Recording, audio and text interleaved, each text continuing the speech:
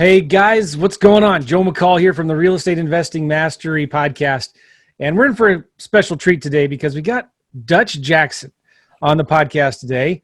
And you can see we're brothers from another mother with red Cardinals hats on.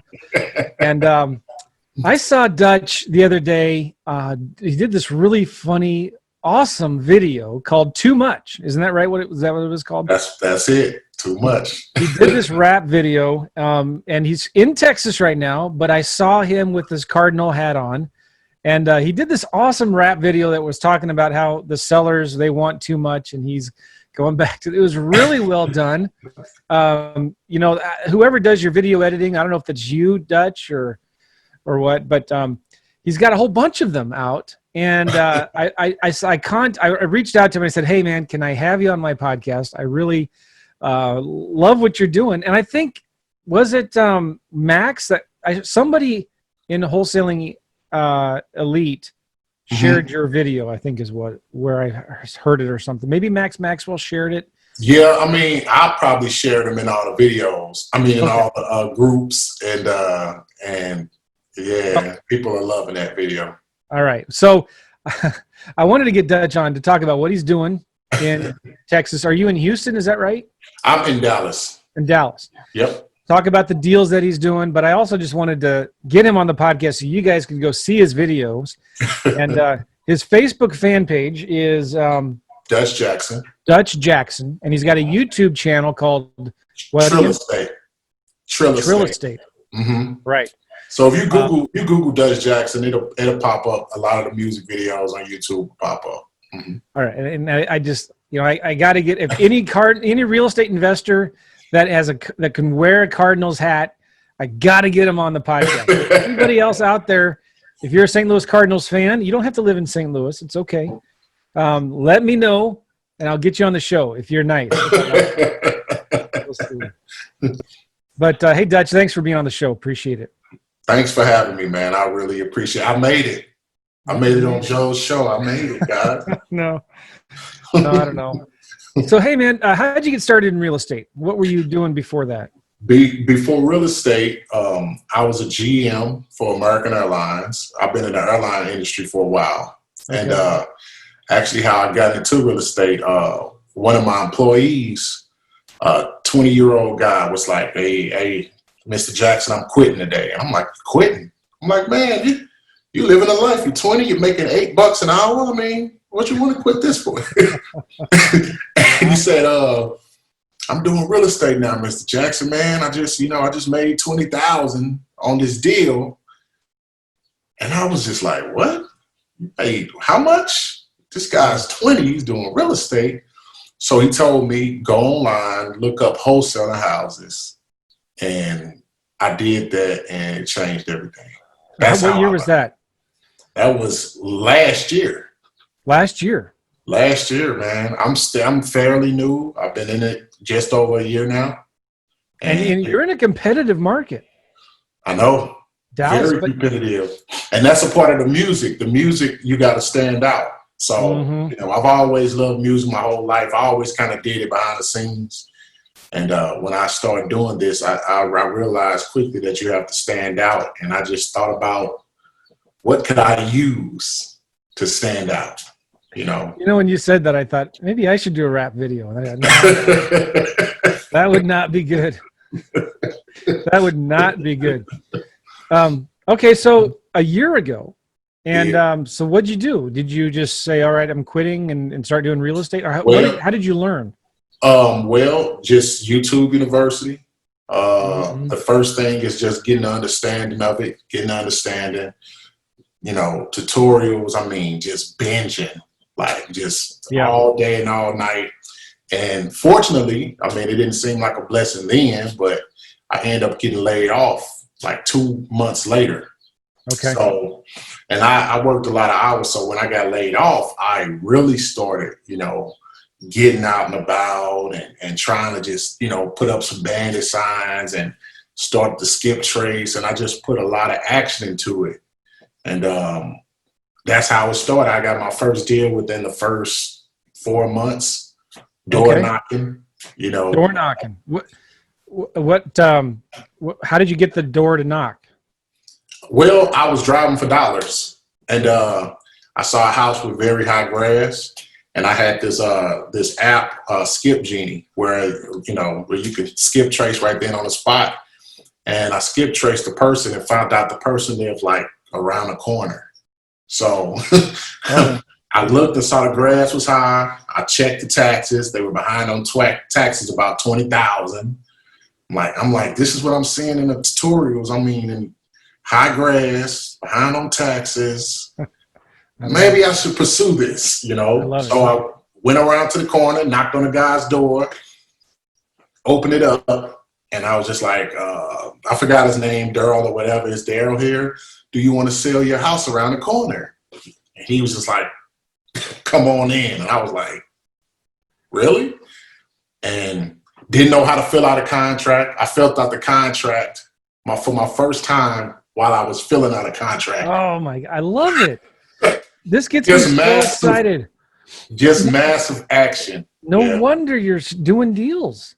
Yeah, just like, because so many people, Dutch, gets tripped up and like, oh, I got to figure this out first. I gotta have all my questions answered. I got to understand steps 7 and 8 before I do steps 1 and 2. But you're just like, you know what? I'm gonna jump off this building and I'm gonna figure out how to fly as I fall. That's it. But that's it. I mean, okay. So how much did you make on that deal? I made, I think, $4,000 on that deal. My first one. Man, that was just felt so liberating. That was the first time that I created my own money. Like, wow, I created this. And, so how did you figure out how much to offer on that property? Did I used my ARV? My ARV was off. Everything was really off. Nothing was correct. It was good that this guy just wanted to get rid of it. So he owed $20,000, and I offered him $30.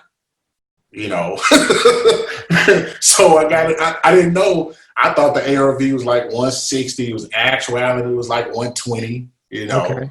So I got it under contract for 30 and sold it for 34. So I really cut myself out the deal. I could have sold it for about 60 now that I look back, but I didn't really know what to get it under. I just knew to get it as low as I could, Okay. So, by the way, I'm going to switch my internets here. If I lose you, don't go anywhere.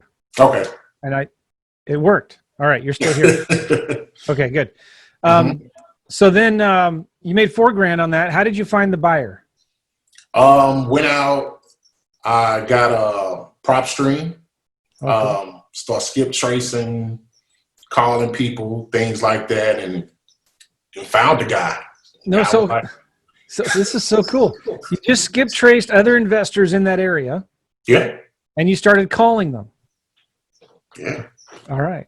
Love it. I mean, I know it sounds, it just seemed more crazier then as I was doing it. But now that I look back, I'm like, man, I really did that's how simple it was. It was just putting it out, and I knew about prop stream, didn't really know how to work it, but I knew how to I didn't know anything about the filters, just cash buyers, zip code, cash buyers, skip trace, and just start calling them up. Okay. So when you called them, what did you say? How did you handle that conversation? Hey, how you doing? My name is Dutch Jackson. I'm an investor in Dallas. I got this property under contract in this zip code. Are you interested? That was pretty much it. I mean, got a lot of wrong numbers, of course, but the ones that answered and were interested let me know. And the house was wide open. It was vacant. So they could go see it. So it worked out pretty well for my first one. Now that I think about it, it's been crazy ever since, but the first one was kind of weird. That's how I knew it was for me, though. The first one kind of went kind of smooth. So did you do an assignment, or how did you close the deal? It was an assignment. Just an assignment. Nice. Yeah. So then what happened? What did you start doing after that? I went like a drought, like 4 months with nothing. 4 months with nothing. Yeah. And music, I've always done music all my life. Music helps me with stress. So now I'm out of a job. You know, I've lived off this. I got the 4,000. That's gone. That's bills and everything else. So I started freestyling. And I was thinking, when I was so frustrated one day, I was like, man, I need a bird dog. I just need help. I'm in this big city. It's just me. So I started freestyling about needing a bird dog, a rap. Really? Yeah, and I was recording it. I got my own studio. I'm an audio engineer as well, and I just did like this. I need a bird dog. Wow. And it was kind of. I was just like, man, that's kind of nice. So I posted it, and I started posting it in the real estate groups, and the response was nuts. Like, oh man, people posting it with their phones, listening to it in the car, and then a light bulb went on. I was like, maybe this can be my way to create relationships and bring attention to myself where I can get help. Yeah. And I can start networking, because networking is very overlooked in this business. If you network properly, you know, those relationships can just generate, you know, movement for your business. So I didn't even, after I had that epiphany, since I got my studio, I just did a whole real estate album. I said, you know what? If I create an album, this will be the best business card. I love that. Ever. And I created an album, 19 songs, all investor music. 19 of them. Wow. I got, look, some of the name of the songs, Bird Dog, of course. Uh-huh. I got Bandit Signs. Rapport. Too much. Sellers cursing me out. So it's just things that investors can listen to while they're riding. You know, it's music for us, and it's been received very well, very, very well. It has accelerated to start bringing me deals, start bringing me people wanting to JV with me. Yeah, you know, and the relationships, and I picked up from doing one deal, and then 4 months later doing another deal. And when I start dropping the music, within, what's that, I say 7 or 8 months, 18 more deals. That, you know, they just start coming because of the music, you know. Wow. This is the craziest thing I've ever heard. It's awesome. Craziness. I love it because you took something you're good at, and you God gave you this gift. You're like, man, God gave it to you for a reason. I'm not just going to waste it. I'm going to use it. And look what's happened. You're starting to do deals with it. Let me ask you, during that 4-month drought, were you still like hustling? Were you still working hard, or were you getting a little lazy? You know what I mean? Like, were you still driving for dollars and still talking to sellers and making offers? Why did you go through that drought there? Because, you know what, I was doing so much. It was still the learning curve, and I was doing everything by myself, just like, and not really knowing where to start and where to stop. And I'm putting up bandit signs, I'm calling people. And I just think with the learning curve, with me learning everything, it was just tough for me to focus, you know, and that's what it really was. I was still knocking doors. I was still just being very active. Okay. And I swear, right before, because I was about to give up after the first one, and right before another one came. So I kind of feel like that was my my test, my trial. You know, I heard about a lot of investors going through that. They go this period, and it's like, man, right when you're about to feel like you're about to give up, like God showed me, like, it's for you. This wasn't a mistake the first time. This is for you. Because real quick, my second deal, it was a probate, and I found her text messaging. So I had her on the contract for 30 days. I found a buyer on a 29th day. Oh. Look, and I didn't know, you know, I'm supposed to call the buyer. I mean, the seller, and cancel if I don't have a buyer. I didn't know any of that. I just knew in my mind, I'm like, I gotta keep her. And on the last day before my contract was up, buyer, craziest thing I've ever that's how I knew it was for me. I had 30 different buyers come by the house. No, everyone passed. No, it's too high. No. And I got a guy hit me on Facebook the day before my contract ended. Went to go see the house, and we closed. It was the craziest. And that's how I know this is for me. And how much did you make on that second deal? I made $7,000. Cool. $7,000. All right. So then what's happened since then? You said a little bit, your music just kind of went viral and people started bringing you deals, but like, how many deals have you done since? Or like, how many deals are you averaging per month? Where are you at? So this is my first year. I've done 20 deals. Good for you. Good for you. First year. But Joe, I had an epiphany in about 2 months ago on a financing. Uh-huh. So I know that I can wholesale. I know that. Benefit of the doubt, no benefit. But I've really scaled back for a minute to really learn creative finance. That's my goal going forward. I need to add more tools to my tool belt because wholesaling is great. Don't get me wrong, but you're hired today and you're fired tomorrow. You know, and with the creative financing, it's blowing my mind. I'm like, my goodness, like, yeah, I can really do this. So you can get $200 or $300 a month on a deal without using any of your own money. And it's not like a regular tenant that you get in there either. It's somebody who wants to buy it, somebody who is going to take better care of it. Exactly. You know, if you get that's me going forward. I want to just add owner finance. That's what I'm really focused on right now. I'm really studying it, and I want to get that under my belt. You know, there's a guy in Texas who does a ton of owner financing. His name is Mitch Stevens. Does that name ring a bell?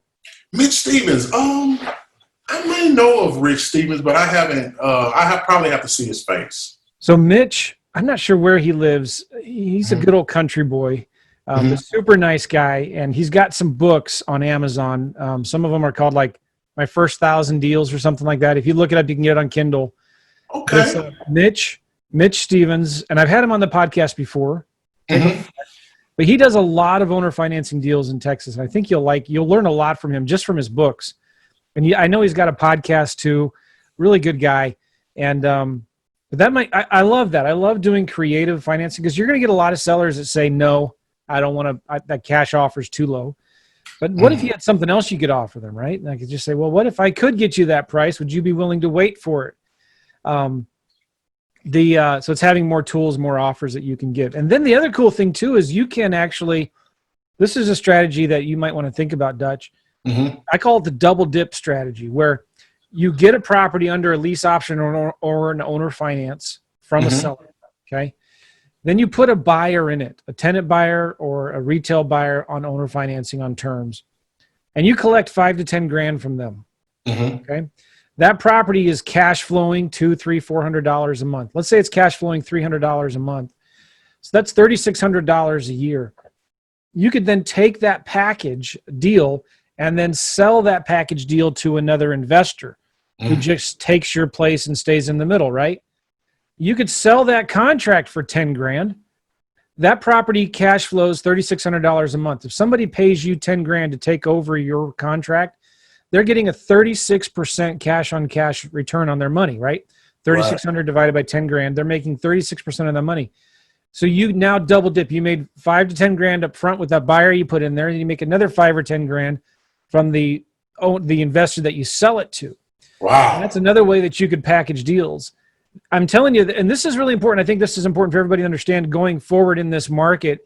I think as we're transitioning out of a seller's into a buyer's market, the more creative package deals that you can give to other investors, the easier it's going to be for you to sell your deals.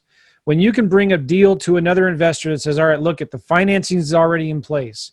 You don't have to go use much of your own money. You don't have to go get a new loan. So here's a deal with financing in place. Here's a deal with hard money in place. Here's a deal with a local bank that already said they would finance it if you met this criteria. Because I'm thinking back, when the market crashed before in 2008 through 10 and 11, the wholesalers that did really well through that time were the guys that were could package deals together and provide the financing to the buyers. Something to think about. Something to No, chew. that's an excellent strategy. I mean, you just double dip. Even if I got it and wanted to hold on to it for 6-7 months, Yeah. cash flow, and Yeah. then just give it right back. That's dope. So cool. So what are some of your goals? What are some of your goals going forward besides the owner financing? Generational wealth, man, and my whole life I love music, and I always kept a 9 to 5, but this music was my passion. I want to be able to just have that passive income and make music and just, relax, man. I've been working a long time, been stressed out a long time. I said I wanted to start real estate to get my freedom back, but wholesaling is not freedom. Now that I found out, it's a high paying job, but it's not freedom. So I just want my goals to buy my freedom back, and just do what I love. Just be happy, man. It's not about being rich for me. It's about being comfortable and being happy, Good for you. Okay. Most important question of the whole podcast. How did you become a Cardinals fan? Are you from St. Louis? Born and raised. Born and raised St. Louis County. There my whole life until I recently moved here to DFW 5 years ago. But Cardinals, that's our heart, man. Like, you don't say nothing bad about the Cardinals, but St. Louis people, be careful wearing your Cardinal hats in Texas, okay? Especially in Dallas. I get a lot of meme mugs. What happened in 2011? Does anybody remember? Oh, they all remember. The Cardinals, the Rangers, the Texas Rangers, who were based in Dallas. Oh man, that was beautiful. Oh, it was beautiful. It was beautiful. But the crazy thing is, I was like, didn't the Texas Rangers? They were in 3 World Series in a row, I think, weren't they? Yeah. And they lost all of them. And there was twice in that series in 2011 where they only had 1 strike to win the World Series championship. Yes. And they choked. Oh my gosh. I know. It's funny. I love it. But I represent. I got to represent wherever I go. I got to let them know that St. Louis is my first love. That's home. Thank you so much, man. So listen, how can people, tell us again, how can they reach you? How can they find your videos, your music? And then guys, listen, when Dutch shares this stuff, he worked hard at this music. I mean, it's not easy to do. Please watch. If you find a video, share it on social media, share it on Instagram and Facebook and YouTube.